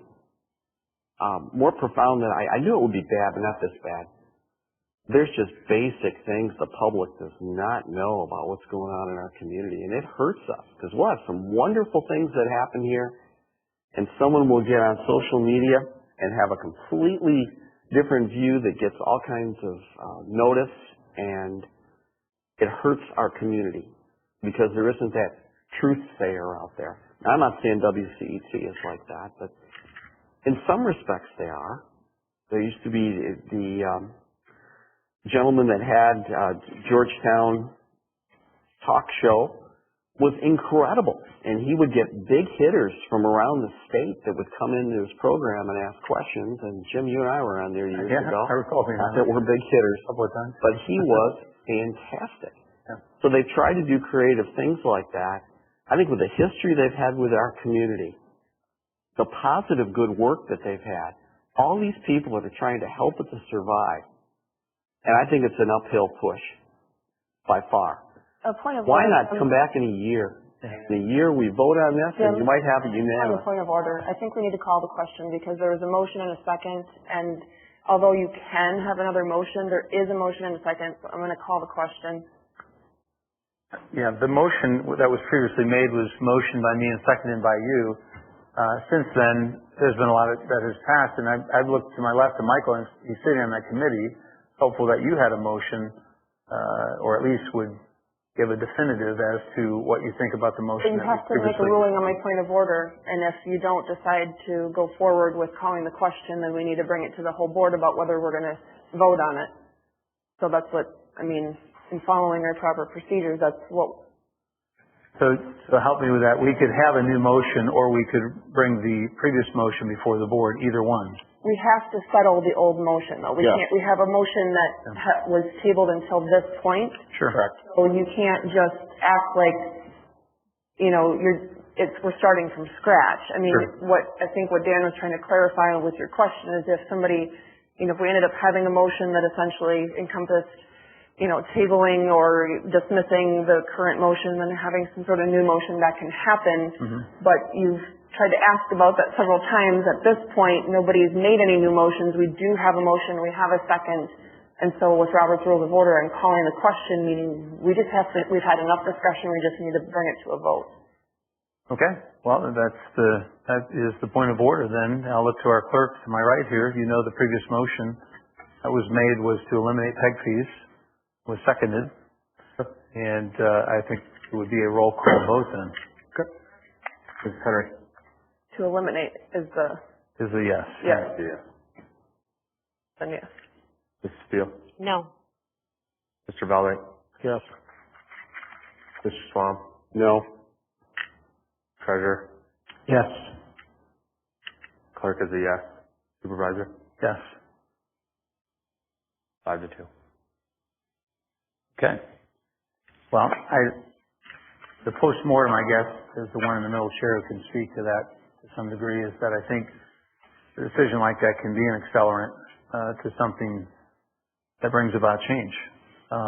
Because I think, to your point, John, I think we want more communication. I'm just not sure that this has been fulfilling it. So we want more and better and more effective communication. All right. That is our last item before we come now to the second public comment period. Does anyone here tonight wish to address the board? You have up to 3 minutes on any topic you like. Could be something we talked about tonight. Could be something that's simply on your mind. Anyone at all? All right. Seeing none, we'll close the second public comment period. Item 14, discussion and general information. Any board members wish to bring up any items at this time? Question or for general information among us? I just have one. John and I know, I believe, Jim, that you had stopped by 1010 Brink's retirement celebration, right? I think we just missed each other. But John and I had a very nice time there celebrating Superintendent Ten Brink's retirement. And we also had a good conversation with Dr. Graham, the new superintendent of schools for Jenison. And in that conversation, John and I were just introducing ourselves in this role. And I said to Brandon, and I hope that it's okay, but I said to Brandon, kind of once you get settled and get the lay of the land, that we would love to invite him to a board meeting and just so that we can all meet him and kind of hear a little bit about his vision for Jenison Public Schools moving forward. So, Jim, I mostly just wanted to put that on your radar that I probably opened my big mouth prematurely, but I did say to him that we would love to all meet him and to have him into a meeting. So if you want to just keep that in the back of your mind for some months from now, I think that he would appreciate the opportunity. Yeah, I'm glad you bring that up. I want to say that I've extended invitations from time to time to people locally who are some of our leaders. I talked to Kyle Terpstra this week. He'll be coming in soon. Talked to Luke Meerman. Would love to have frankly, Superintendent Vanderjack could come back, or, as we say, with Dr. Graham. You're fortunate. He's from the area. He's been involved with the system for so many years. But I'm glad you bring it up, because I want to say publicly, Tom Timbrink's a friend of mine, has been for a long time. We are fortunate as a community to have had the years that he's invested in that system. That's a hard job. I had once gone that direction, got a school administration master's before I shifted gear and went into law. And so I worked as a vice principal briefly, and to see the inside of a school system, the competing, interests and needs of teachers and faculty, and then budgets and students and all the rest, and changing laws. And wow, Tom, if he should see this, and I've told him personally, and I think many of you have as well, what a tremendous, tremendous job. He represented this community well, and we can all be proud of him. And sad to see him depart, but yet I think Brandon's going to be an excellent replacement. So anyway, thank you for bringing that up. Anyone else? Yeah, I'm actually a little frustrated because I had, we had mentioned, and you essentially gave notice to those that were present here earlier that if we had any questions or follow-up on the discussion that happened, that we would be doing so at this time, basically. And I wanted to at least be able to process some of the information. I mean, when a resident has, 3 minutes to speak and we just followed a presentation that I felt like some of the slides just went faster than what my brain could absorb, and, just wanted to let that settle. I wanted to be able to bring it all together, and actually I had a couple of quick follow-up questions and I'm so sorry, I'm terrible with names, Dan, but then I wanted to ask the other guy, I'm terrible with names. Travis. He was the main one that was speaking. Yeah. I wanted to ask him, essentially some follow-up based on some pictures and some information that Dan had provided, to see if we really do have. Basically, what Travis was explaining is the presentation provided very professional. It had a lot of information. It seemed to suggest that, well, not suggest, I think there were actually statements in there that the proposal was essentially going to, like I've always taught my kids, when you go into a space, you try to leave it better than what you went into it, So if they're going into these touching newer parts of the wetland areas, and then, the presentation said that essentially there's going to be leaving it better. It'll be better now after the project than what it is currently, based on culverts, based on whatever new drainage ponds, whatever all that information was. But what after even just a brief 3 minutes of having a resident up there talking and recapping some of the things that were mentioned at the last meeting, and then seeing pictures, I guess in my mind, I'm thinking, well, it sounds like something that sounds really good on paper, that checks all the boxes probably for government whatever, right? And, I don't know necessarily what specific things that would ask to get most quickly to the point, but I do have some strong concerns, and, at some point it's, typically not going to be during my comment time, but I just want to clarify, and I don't know who has even seen these, but the pictures that you brought to us today, did you say these are from the recent? So when were these taken? Okay.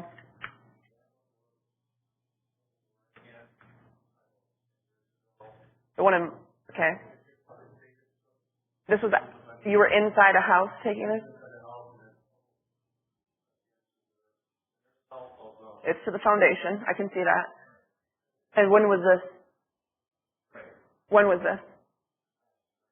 So these two were last spring, and this one, I'm sorry, when did you say this one was? 10 years ago. Okay.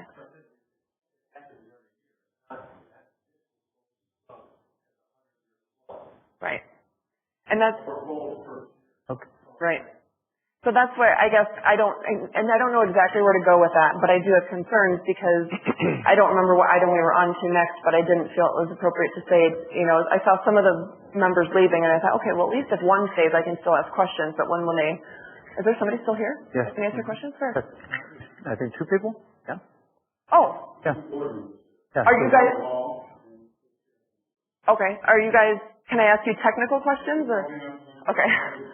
Well, I appreciate you staying.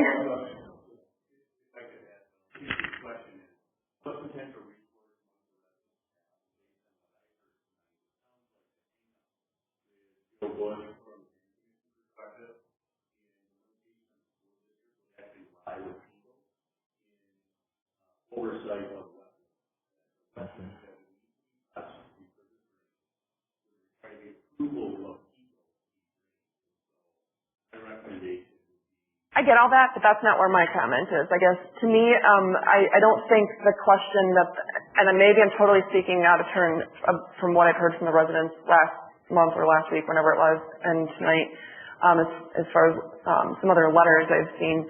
But my understanding is the majority of the concerns aren't so much about recourse in that respect, but preventing something from getting worse when the problem has never been fully addressed to begin with. So, okay, good. At least I heard some of it right from somewhere, because that's what I guess my question goes to is I get the not wanting to or the understanding whether it's right or wrong, I don't know, but I don't know what his new title is, the Drain Commissioner's perspective that he can't touch, certain areas. but the concept of being on the other side of that and putting in the road and having, I mean, it makes sense to me, you know, when you have the state is essentially worried about just water going back and forth in areas, which I get, so it's not stagnant. In fact, we talked about stagnant water in a different respect in our utilities meeting earlier today. But the concept of being able to, you know, when you have culverts, any kind of funnel, it's going to shoot it. And if you already have a situation where, I believe that some of the other neighbors that were here were talking about their kids or teenagers or something that were literally in kayaks and there was a stream. I mean, it wasn't just sitting water. It wasn't a trickle of things. It was movement of water because of how it drains. And it sounds like with what the images were earlier today that we saw up there, and having fewer points that are going to essentially force even more when you have a big storm into certain areas.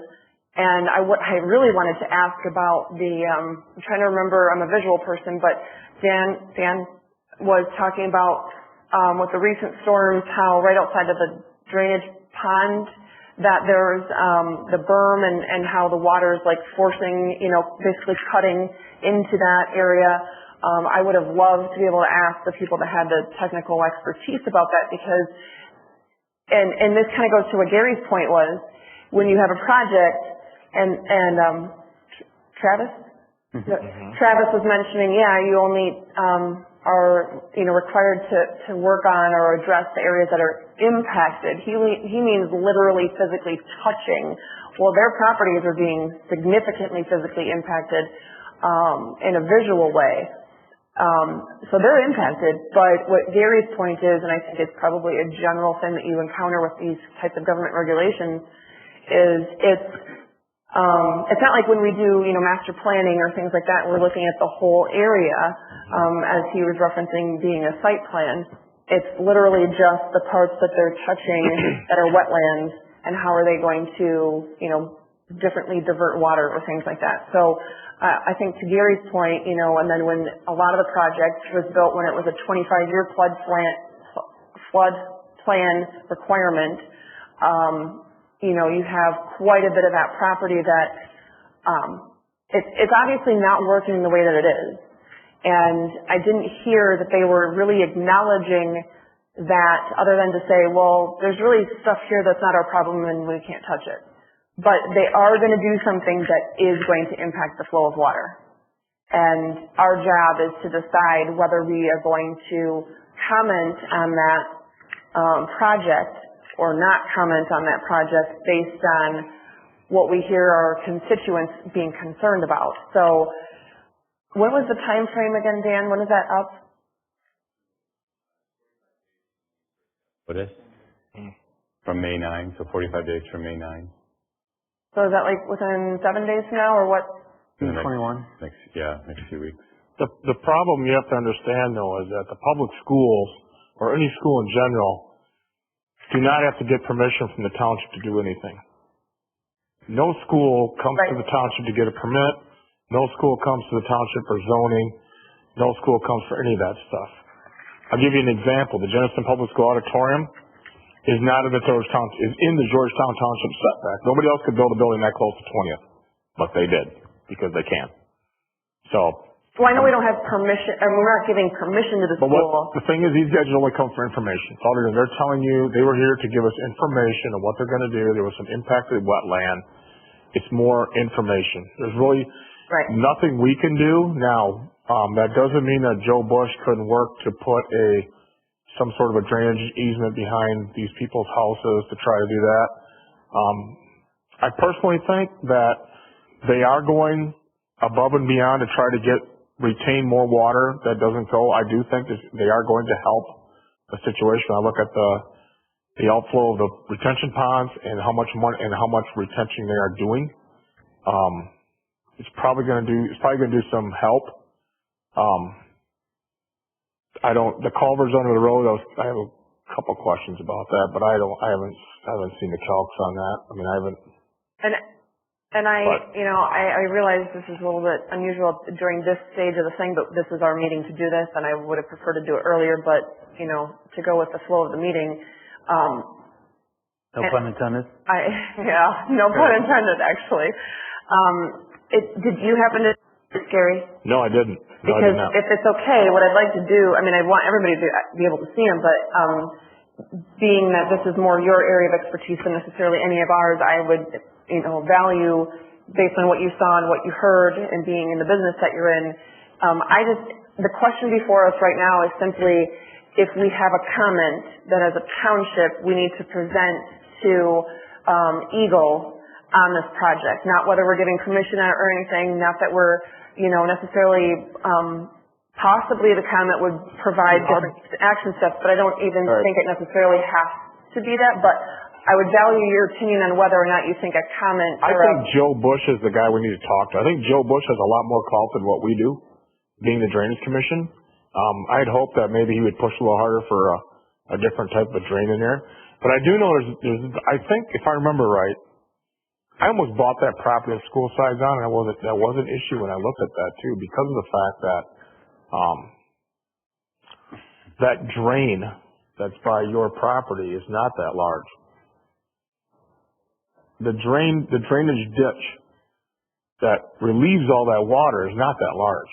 Was that the one that he was saying that the county picks up and then it goes to the... Yes, and goes to 42nd. Perhaps I'm the one who needs to call for the motion now. That's what I was saying. Is there a motion? Future. All right. Yeah.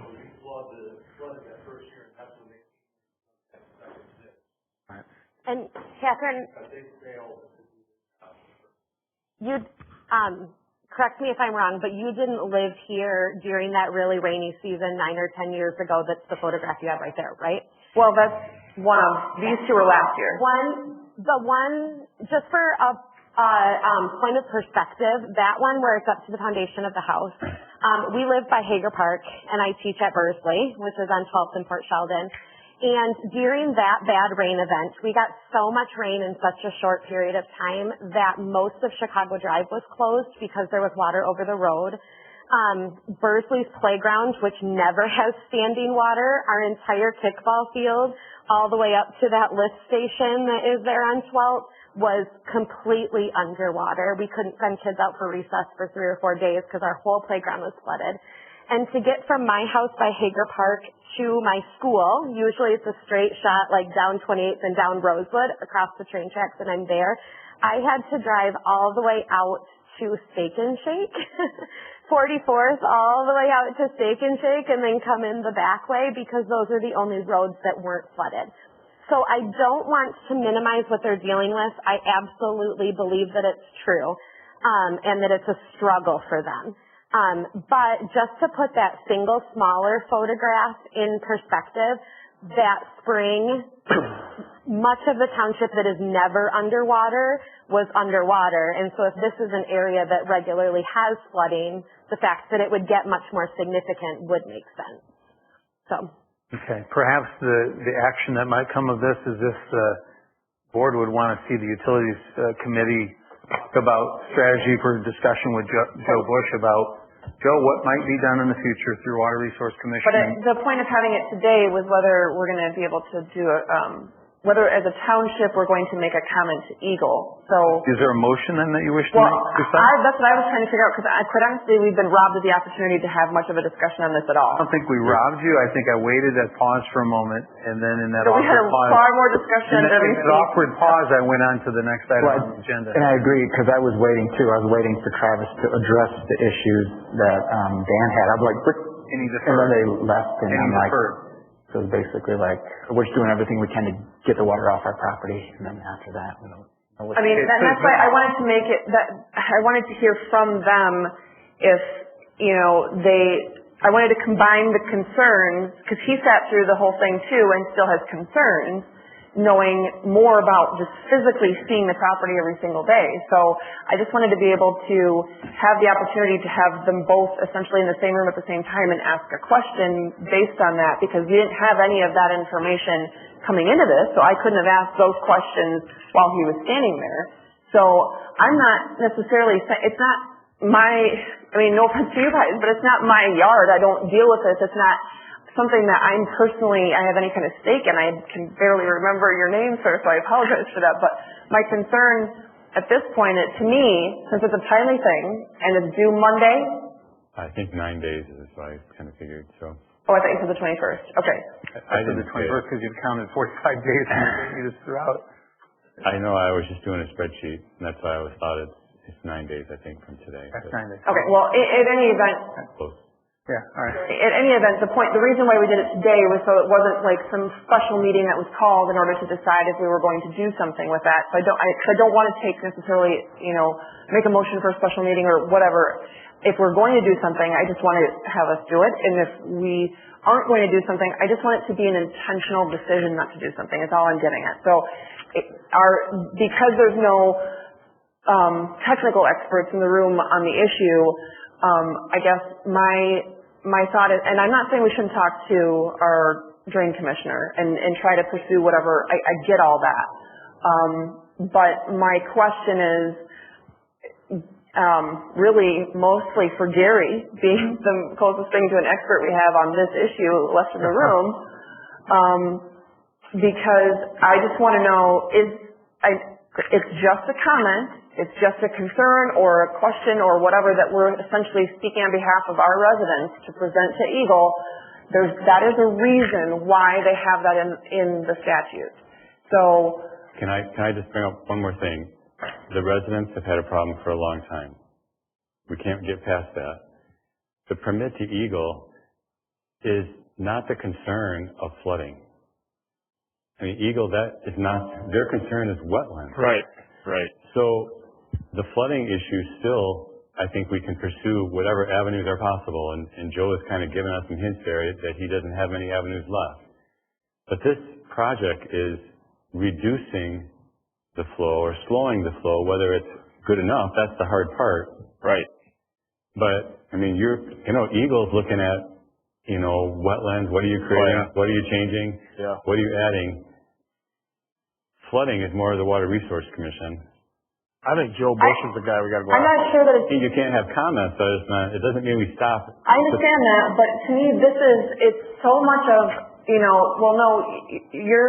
it's not this part of government, you got to go to this part of government. No, you got to go to this part of government. No, you got to go to this part of government. At some point, the buck needs to stop here, and it needs to be, I'm done with the crap. It's not, I don't know anything about this, but if we can at least do something, that's all I'm saying. We need to have further conversations because I don't think one little comment and one little letter is going to do everything. But I think it would be something to show the residents that we care about their backyards, about their whole house, about their kids kayaking up the backyard that's supposed to be, foresting area. And gosh, I trust that Gary's a smart guy with this stuff. If he had concerns years ago and didn't want to buy property there because of the drain issue. There's more than that there, but I'm just... I understand that, but I guess all the questions that I've had, it's been either kicked down the road or gone to another meeting or let's do it this way or it's supposed to be some other, I haven't had any of my big questions really just addressed head on. So to me, it seems like at this point, if we're not able to do that, then we owe it to the residents because what I heard from the school or Trevor, whatever his name is, I don't mean to disrespect to him, wonderful presentation, but what I heard is basically based on the point that Gary was making, it's slowing down water that is going to certain areas, that the release of water coming into those certain areas, the way that they release it, it's going to be slower, it's different as he compared to the farmlands where it just runs off, especially if it's a cornfield or whatever, I get that. But what Dan is talking about here is not talking about something that's ending up in the drainage ponds or necessarily going in certain areas. The thing honestly that hit home for me is he's talking about, a whole new river basically being dug by the flow of water right outside of the drainage pond right now.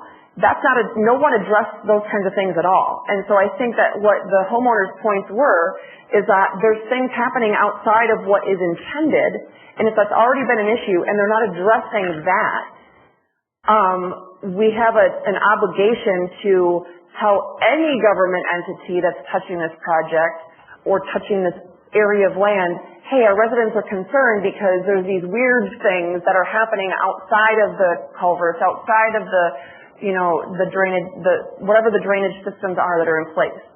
So, if anything, I guess my motion at this point would be that we at least, maybe it's a 4-sentence letter that says we want to pass along concerns that our residents have that even though the proposed drainage system appears to help with traditional water flow patterns and problems, there are unusual occurrences in this particular property where you have things, however you describe whatever it is that you were pointing out there, things like that are still happening, and you still have significant 100-year flooding happening every single year, and these are homes. So even if we just pass along something that almost verbatim says something such as that and no more than 4 sentences, I think that's at least something that we can do. And then I think we should still have, whatever we can do to have a more in-depth conversation with the drain commissioner who now has some other title I can't remember. I think we should do both things. So I have to agree with Dan. Eagle is not going to get involved with drainage issues. They're only going to get involved with wetland. And a wetland is whether water sits there, whether there's a certain plant that makes it a wetland. So I don't disagree that it would be prudent to at least maybe address Joe Bush that we have concerns that property adjacent to school side is not taking care of their own water, which is what they need to do. That is the law. If you own property next door, the water coming from that property needs to be taken care of. You can't take water from one property and dump it onto somebody else. Right. That is the law. So let me ask this, Gary. What would the harm be? And maybe this is the better, simpler way to didn't mean to cut you off. I'm sorry. Well, my question is, what would the harm be if we did send a 3 or 4 sentence letter that addressed what I just said? Is there any harm? Does it hurt the school at all? And that's what I think too, is it would help Joe Bush to say, hey, we want to go in there and help clear this out. I just look at it, it's not going to do any harm. If you send a note, you got to CC Joe Bush with it then. Well, of course, we got to go the same letter. Everybody can get copied on it, and they should be. Yeah, if they're going to copy the But what Eagle would the harm and be Joe in Bush. sending a letter like that? There's no harm. No harm. So I guess that's my motion. I don't know if there's a second, but that would be my motion, is just to convey at least those simple points. I would second that motion. But I think that the note has to be to Joe Bush. If you want to send one to Eagle, that's fine. But I think you need to CC the Puttsville Public Schools and Brugink, the engineers. Why not have Joe come to one of our utility meetings, talk with him one-on-one, express our concerns? It seems like the schools answered the questions. Do they really need to have our approval? Is this long-term flooding something we should be talking about directly with Joe? I think that seems to be where the problem is. But Joe said it was a wetland and he can't touch it. Pardon me? But Joe said it was a wetland and he can't touch it. Right, but if there's that big of a concern, just having this getting to know him more on a personal basis might be good for us on the Utilities Committee. I mean, I'm fine with that. Express our concerns to him and say, because I don't think this issue with the schools, I think that's done. But I think the long-term issue is something we could, and maybe even be educated by him, where he could give us some advice on what we John, should be doing. are you saying there's some sort of harm in having a letter sent that just passes along the concerns, as I just, 3 sentences that I summarized there, of what the issues are? I feel bad they all walked out. They were waiting for us to start asking some questions, and nothing happened. Well, we were given an opportunity. We literally were told that it was going to be happening at the end during board discussion. That was the directive we were given. We're going to keep going over this. All right, so we are where we are. There's a motion and a second. I'll say that these same concerns have been forwarded by the local homeowners, and more than just Mr. Skolton. But if repeating that same concern that they've already posed to Eagle would do no harm, then I don't see harm in doing so. So, No. it's been moved and seconded. Anyone else wish to discuss it? If not, we'll vote. So would this be a letter just saying we have concerns, or what specifically? Yes. We have residents, we have. That we're passing along, Concerns. we're that passing along the concerns of residents that have, Okay, I'd probably be okay with that, but they were right here, and they know that. They were, John, but here's the deal. I asked a specific question. Are you recalculating the entire property every time you add to this project? Okay.